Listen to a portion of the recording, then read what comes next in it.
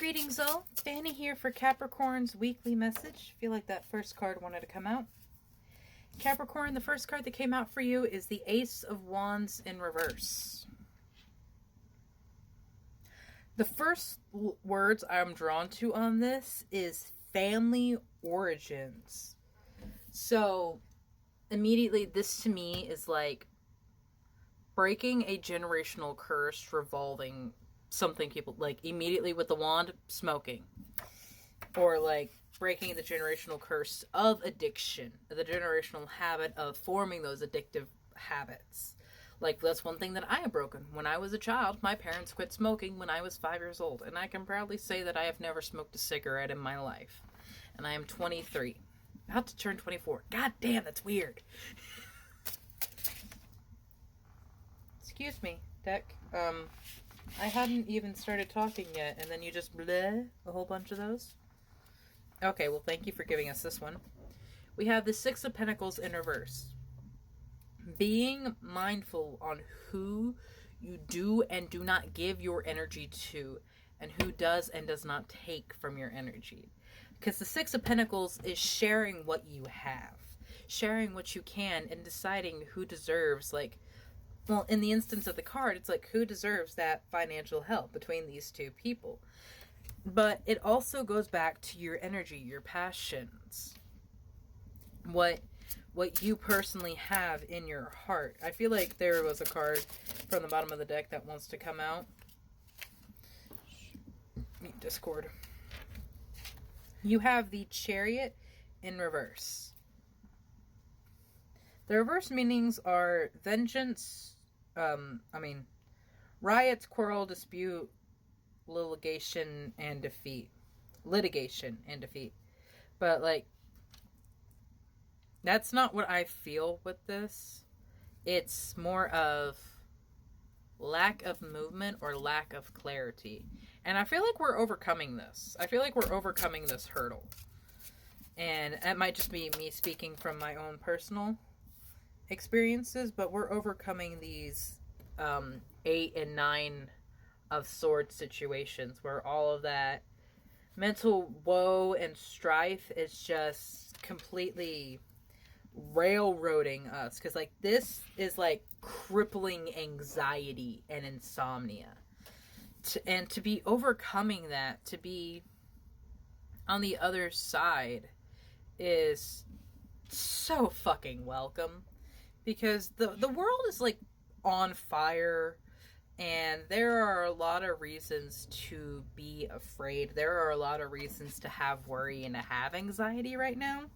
So, that's entirely understandable. Oh. But this is why you don't have to worry. The Emperor and Six of Wands in reverse. Now, normally when the Emperor comes through, it is of another party of, like, heavy narcissistic energy. But straight up for you, this is you. In the reverse is of the Six of Wands is declaration, confession, publicity, one account that says it's a proposal of love. Okay. So perhaps in this Emperor energy that you are embodying or are embracing, you will be attracting people who maybe want a piece of that pie, maybe want a slice of you. And going back to the Six of Pentacles, what are you going to accept? Are you going to accept the same kind of relationships that you saw your parents have? Well, guess what? There was a lot of other bad things going on in those relationships, in those situations that you are having to heal from. Would you want to continue to feed into that stereotype, to feed into that energy? Or are you going to consciously choose to give your energy to something else, to someone else, to a different situation that may be completely foreign to the rest of your family unit? And I love seeing that because it is so much proof of change and development, breaking generational curses and overcoming blockages and things that we already know. It's like when everyone says, oh, you marry your parents. That's because they are a similar familiar energy that once provided you with comfort. So unconsciously, you are attracted to them.